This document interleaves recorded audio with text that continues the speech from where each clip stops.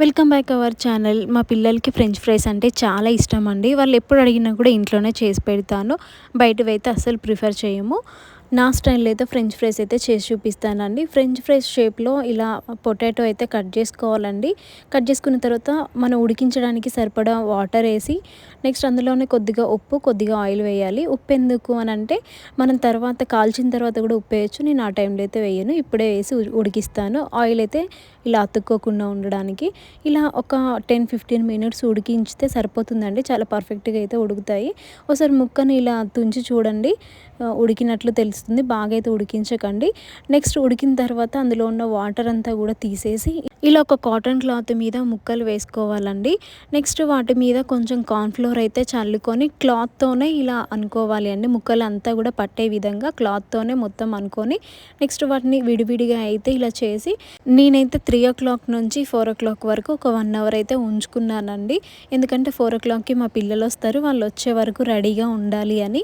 మా పిల్లలు స్కూల్ నుంచి వచ్చే టైం అయింది కదా అని ఇంక ఇవి కాల్చుదామని నేనైతే స్టార్ట్ చేశానండి. అక్కడ ఆయిల్ అయితే వేడైంది. ఇంకా ఇవి కాల్చడం కోసమని ఒక చిన్న ప్లేట్‌లో అయితే ఇలా తీసుకున్నాను. చూడండి ఆయిల్ వేడైందా లేదా అని చెక్ వేసుకొని వెంటనే అయితే తిప్పకూడదు. ఒక నిమిషం అయితే అలా వాటిని వదిలేయాలి. నెక్స్ట్ తర్వాత వాటిని తిప్పుతూ మంచి గోల్డెన్ కలర్‌లోకి వచ్చే వరకు కూడా మంచిగా ఫ్రై చేసుకోవాలండి. మనం వెంటనే వాటిని తిప్పినట్లయితే అవి విరిగిపోతాయి. ఇంకా గంటకి కూడా అతుక్కుంటాయి. అస్సలు మంచిగా రావు. అందుకని వాటిని వేసిన ఒక్క నిమిషం అలా వదిలేసి నెక్స్ట్ ఇలా కలుపుతూ మంచి గోల్డెన్ కలర్‌లోకి వచ్చే వరకు కూడా మంచిగా కాల్చుకోవాలి.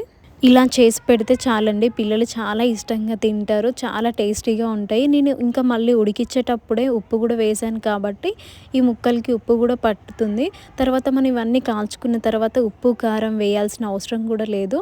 చాలా టేస్టీగా ఉంటాయి. డైరెక్ట్‌గా ఇలాగే తినేయొచ్చు. పిల్లలు కానీ, పెద్దవాళ్ళు కానీ ఎవరైనా కూడా చాలా ఇష్టంగా తింటారండి. చూసారా చాలా బాగున్నాయి కదా! మంచి గోల్డెన్ కలర్‌లోకి అయితే వచ్చాయి. మీ దగ్గర టొమాటో సాస్ ఉంటే టొమాటో సాస్‌తో కూడా వీటినైతే తినొచ్చండి. చాలా బావుంటాయి.